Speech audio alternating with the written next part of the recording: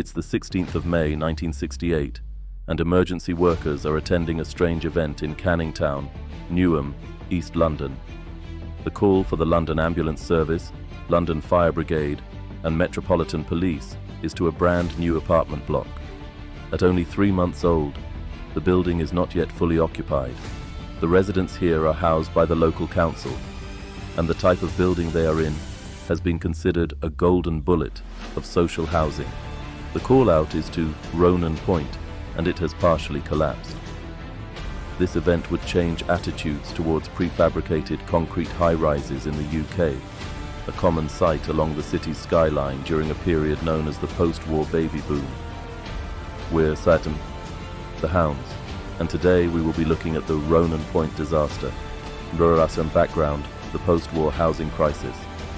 Our story starts 20 years before the disaster, with a problem facing post-war British society: housing. Most cities across the country had felt the wrath of German bombing raids, with thousands of houses damaged beyond repair. Much of the inner-city housing was Victorian two-up, two-down terraces, a hangover from the notorious slums that filled Dickens' stories. These homes were considered undesirable and an ineffective use of space. Now they were just piles of bomb-damaged rubble. Many local authorities saw this as an opportunity to carve out a new and futuristic urban utopia.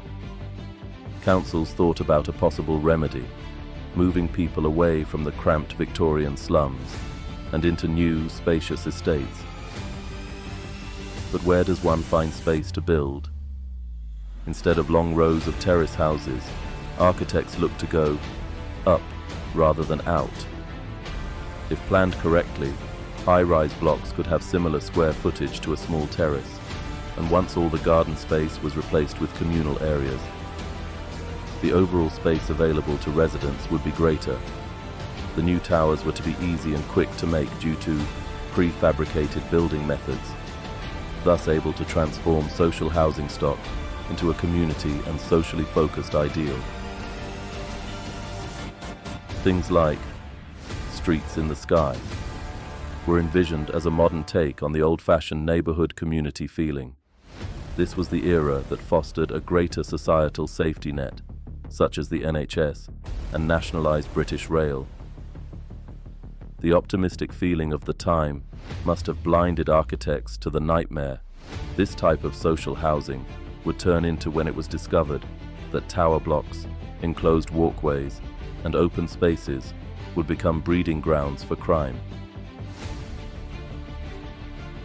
This utilitarian design style was called Brutalism, and it would become a hallmark of British design in the 1950s and 1960s.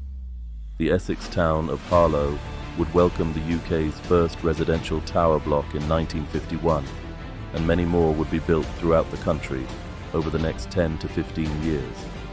The cheapness and ease of construction found its way to a new residential estate in Newham, East London. Ronan Point, a new hope for social housing, Newham Council, was established in 1965, the result of a merger of 3 previously independent county boroughs: East Ham, West Ham, and part of Woolwich. The new local authority completely enveloped East and West Ham, but only a part of Woolwich, north of the River Thames. This brand new borough, although still in its infancy, had old problems. Housing. It had 9,000 people on the waiting list for social housing. As such, the council sought to solve this problem with new housing projects. Much of the borough's housing stock had been bomb damaged, with the remaining homes not meeting modern standards. Many lacked running water and electricity. Rather than retrofit, demolition and reconstruction were the plan. Up to the 1960s, much of the council's construction projects were 2-story houses and 3-story flat blocks.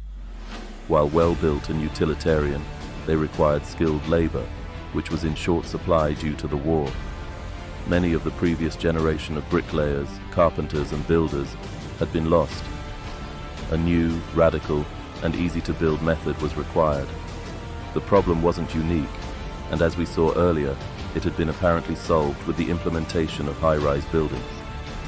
The council's architects looked at two prefabricated concrete building systems, one by French engineer Raymond Camus and another by Danish civil engineering company Larsen and Nielsen. Both systems made use of off-site prefabricated concrete panels to be slotted together, much like a store-bought garden storage cabinet. This was called Large Panel System LPS building. Out of the two methods, the Larsen and Nielsen system required the least amount of skilled labor. To use this system for the new development, the council had to work with the UK license holder, Taylor Woodrow Anglian Limited. There was also a financial benefit to building as tall as possible, thanks to the Housing Act 1956, which introduced subsidies to local councils for every floor built over 5 stories. Taylor Woodrow Anglian insisted on using a structural engineer called Phillips Consultants Ltd, a wholly owned subsidiary of Taylor Woodrow Anglian. To add further conflict of interest, Phillips was hired for the design and construction of the foundations solely by Newham Council, but was employed by Taylor Woodrow Anglian directly for the actual building construction. The contract for 9 blocks was set at £5 million, roughly £500,000 per tower. Ronan Point was to be the second building in this contract, and construction started in 1966. The tower was to be 200 feet tall and contain 110 flats over 22 floors, built upon parking areas below. Each flat had modern conveniences, including underfloor heating, gas, running water, and electricity. The structure of Ronan Point. The structure of Ronan Point relied on load-bearing concrete panels. These consisted of spine walls that formed the main corridor, cross walls at right angles to them, and flank walls that formed the end faces of the tower block. The jointing between walls and floor panels was fundamental to the integrity of the structure. Each load-bearing wall was 8 feet high, 1 story height, 9 feet wide, and 6 to 7 inches thick, made of solid, strong concrete. The floors were built of precast concrete slabs, each about 13 to 15 feet long, 9 feet wide, and 7 inches thick. Unlike the walls, these were reinforced and lightened by a number of circular cores. To keep the whole structure together, a couple of types of joints were employed. Vertical joints between adjoining wall panels used overlapping U-shaped steel rods, with a vertical steel rod threaded through. The whole joint was then concreted in situ. Horizontal joints between floor slabs were filled with in situ concrete, into which a short steel rod was placed over the supports. Horizontal joints in the load-bearing cross walls at floor level had nibs projecting from their ends that rested upon a shelf near the top of the wall panels. The space between the ends of the opposing floor slabs was filled with in situ concrete.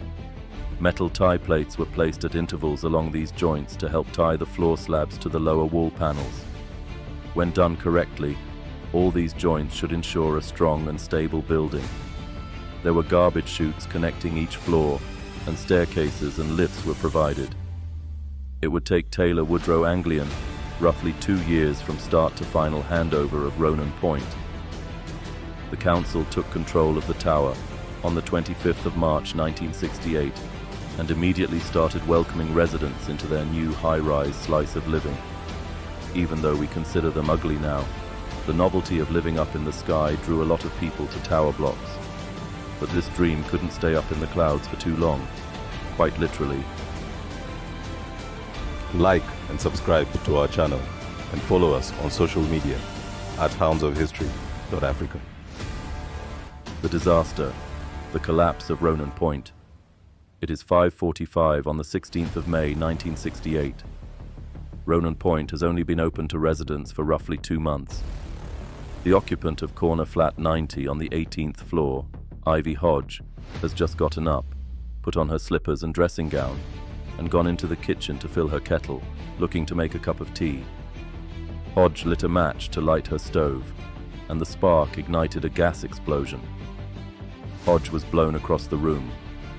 In a later statement, she would recall, "I do not remember any more until I was on the floor, looking at flames on the ceiling." The explosion blew out flat 90s flanking walls, which were supporting the weight of the floors above it. This resulted in a progressive collapse of the southeast wing of Ronan Point. 4 people were killed in the collapse. Luckily, due to the time of day, most residents were in their bedrooms, and as the southeast corner consisted mainly of living rooms, most were safely asleep away from the danger zone. Additionally, 3 of the 4 flats immediately above Hodges were unoccupied, further reducing casualties. On the night of the explosion, there were 260 people inside the building. In addition to the 4 deaths, 17 were injured. Residents were evacuated, and the block was closed to the public. Many of the inhabitants were rehomed in another tower block half a mile away. But how did this new block of flats fail so catastrophically, especially from a gas explosion, which could always be a possibility? The investigation: what went wrong?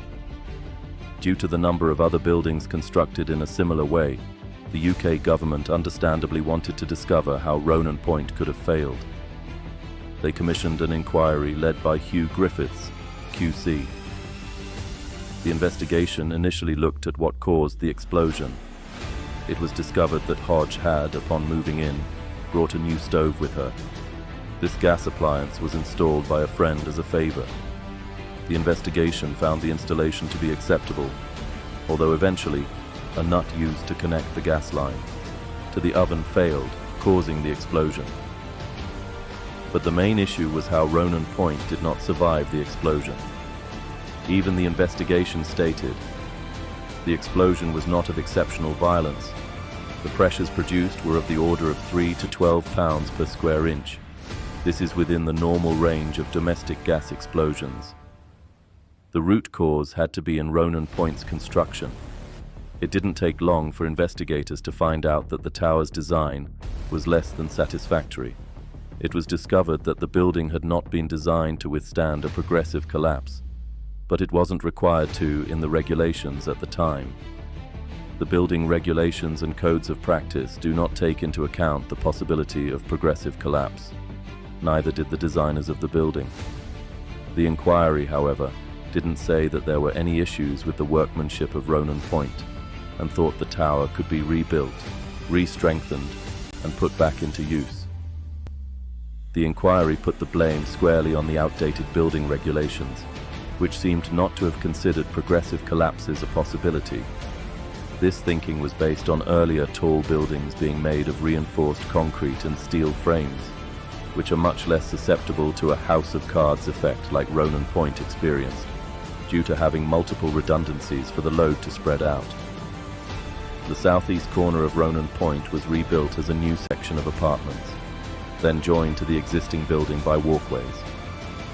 Interestingly, Ivy Hodge survived and moved into a new block, along with her oven, which also survived the explosion. Many would refuse to move back into Ronan Point and instead be rehoused throughout the borough. The event definitely worried the wider public about the risks of high-rise flats. The aftermath. Sam Webb's investigation enter architect Sam Webb, someone who might pop up again on the channel in the future. He became interested in Ronan Point and started investigations of his own.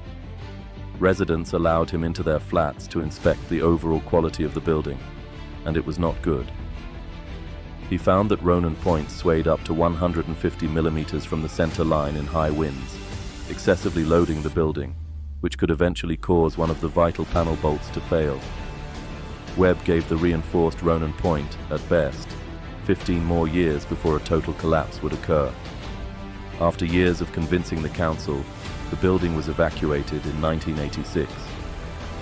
Webb somehow managed to get Ronan Point dismantled carefully, rather than by the traditional demolition method, in order to forensically inspect the tower. It was found that several joints were missing the concrete required to seal connections. In some cases, rubbish and newspaper were all that was found. Lower load-bearing concrete panels were found to be cracked, and multiple bolts were bent beyond comprehension.